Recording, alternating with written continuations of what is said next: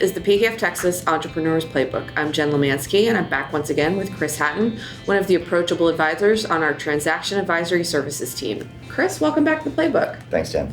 So we always get you here talking about buying and selling businesses. What we haven't really talked about yet is, do sellers typically sell a whole business, or are there parts that they can sell off? So we've touched on usually when a company sells the entire business.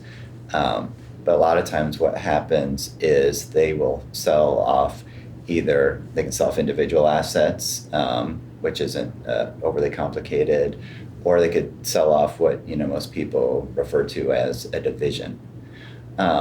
And so then when those transactions do come about, that's more in line with what we would call a carve-out transaction, because essentially you are carving out a chunk of that otherwise larger entity. And businesses will do that for several reasons. Sometimes, you always hear the term a lot of time in the news, or Yahoo Finance about them selling off non-core assets. And so that, that's what this carve-out would entail. Sometimes it's for restructuring purposes, or even sometimes it's because they might have an entity that falls under parent company umbrella, but really they're kind of an outlier maybe from an operational standpoint, and so they want to spin that off and run it as if it's own separate business, and they might set up its own separate board and all that kind of stuff. Transactions are similar to what we've talked about in the past about normally quality of earnings perspective, and so you're still going to go through and you're looking for the normalization of earnings, taking out the non-recurring expenses. But you do have to look at it from a different lens. These are operations of what was a larger entity before. And so a lot of times those companies had their own management, your typical C-suite, let's say that, IT, payroll, that kind of stuff. And so you need to look at that from that perspective, because you might have a private equity company that is buying this entity to run as its own portfolio company.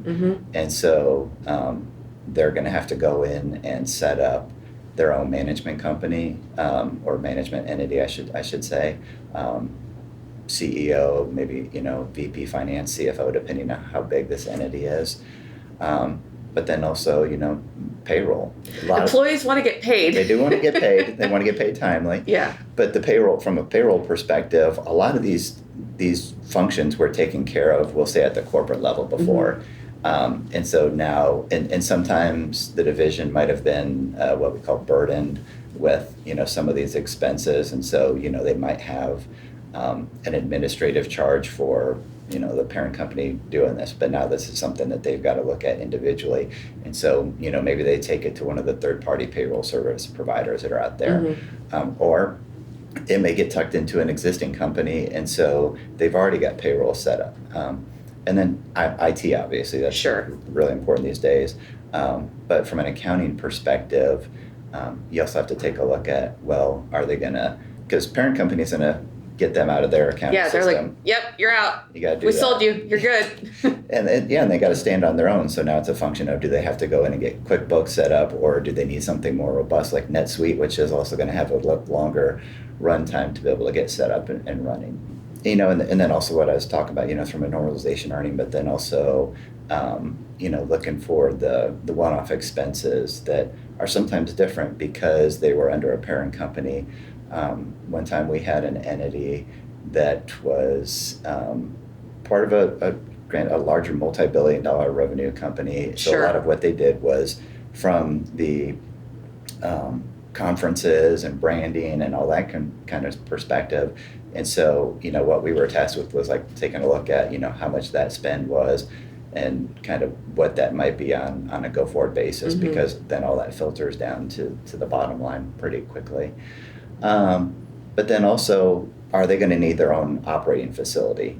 Is this something that private equity or whomever the acquirer is going to already has a facility set up that they're going to combine the operations? Or is this something that they're going to have to go out and find a new lease for? And again, they're going to sit there and bake that into their model to determine what that ultimate purchase price is going to be. So there's a lot that goes into these carve out transactions. But like I said earlier, you do have to take a look at them from a different lens because of, again, how they were involved with those larger parent entities before. And we saw a lot of this back during the last downturn in the energy market. Sure. Some of the companies, the E&P companies, the larger oilfield service companies were, like I would say, that the non-core assets that they were selling off, and some of our clients were the beneficiary of that. But there is a lot more work that goes into these, and you do have to take a look at them from a different perspective. Perfect. Well, we'll get you back to talk a little bit more about some other transaction-related items. Sound good? Of course. Awesome. This has been another Thought Leader production brought to you by PKF Texas, the Entrepreneur's Playbook. For more information about this and other topics, visit pkftexas.com/insights. Tune in next week for another chapter.